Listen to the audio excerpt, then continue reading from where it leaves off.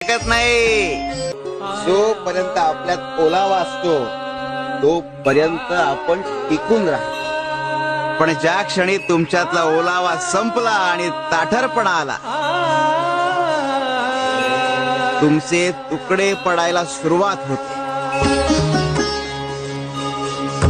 म्हणून तुमच्यातल्या भावना, तुमच्यातला ओलेपणा हा कायम असू द्या. कधी कधी आपण आपल्याही न कळत आपलीच नियती बोलून जातो आणि वास्तू तथास्तु म्हणत नेमका तोच क्षण पकडते. आमच्यावर विश्वास ठेवा.